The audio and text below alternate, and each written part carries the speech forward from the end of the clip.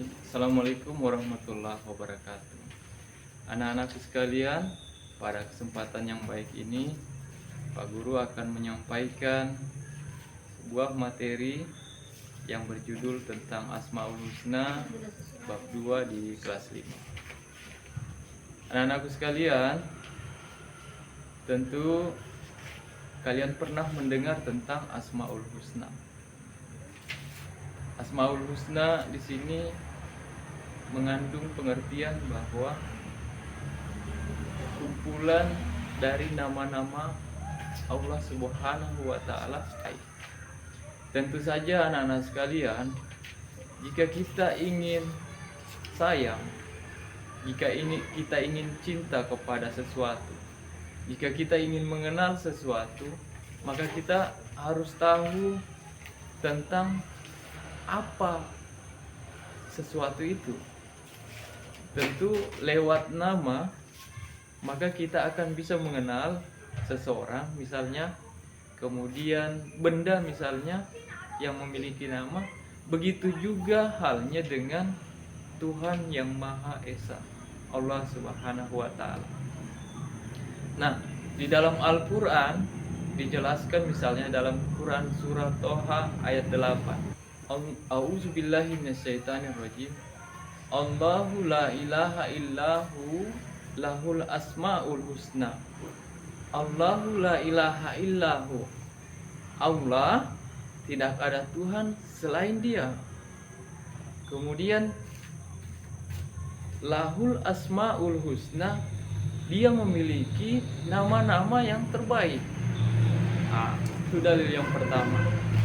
Dalil yang kedua terkait soal Asmaul Husna. Auzubillahi minasyaitonirrajim.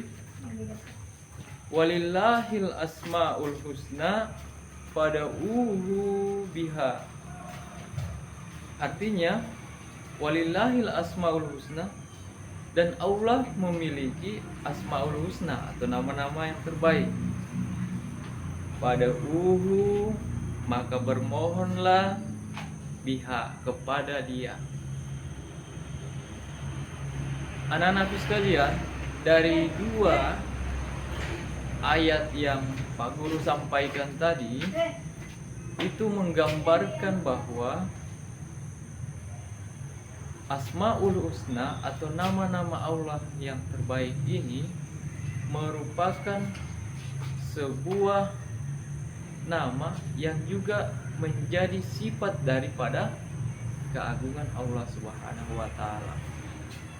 Kita tahu sendiri bahwa Asmaul Husna itu berjumlah 99. Contoh misalnya Ar-Rahman, Ar-Rahim. Allah yang Maha Pengasih dan Allah yang Maha Penyayang.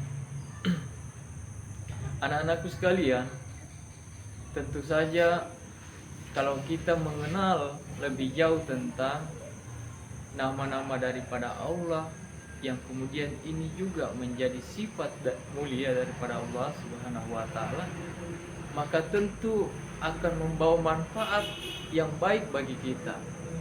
Contoh misalnya, kalau kita mengetahui tentang sifat Allah Al-Muhaimin yang Maha Memelihara, tentu kita merasa ada pemeliharaan, ada perlindungan yang diberikan oleh Allah Subhanahu wa taala kepada hambanya yang beriman kepadanya dan meyakini bahwa ada satu zat yang melindungi dan kemudian memelihara dia dalam aktivitasnya. Seperti itu. Itu salah satu contoh daripada sifat Allah Subhanahu wa taala Al-Muhaimin. Kita ambil contoh yang lain, misalnya Al-Qawi, yaitu Allah yang Maha Kuat. Dari satu sifat yang ada pada Allah ini, jika kita memaknai itu di dalam kehidupan sehari-hari, maka ketika kita dalam keadaan sulit, sesulit apapun, ya. Kemudian kita merasa jatuh dan lemah, kita tentu saja memohon perlindungan, memohon ampunan, dan juga memohon permintaan kepada Allah Subhanahu wa Ta'ala untuk diberikan kekuatan dalam menjalankan semua aktivitas keseharian ini. Seperti itu. Pada saat kita sakit, kita tahu dan yakin bahwa Allah yang Maha Kuat ini berkehendak untuk bisa membawa kita kepada jalan kesembuhan dengan sifat yang maha mengobati, Asy-Syifa misalnya. Dan juga Allah Maha Kuat. Saya kira dari sifat-sifat yang ada yang saya telah contohkan tadi, ini dapat menguatkan kita dalam kehidupan sehari-hari, menjalani aktivitas kehidupan sehari-hari untuk kemudian bisa melaksanakan atau menjalani kehidupan dengan baik dan selalu bergantung kepada Allah Subhanahu wa Ta'ala,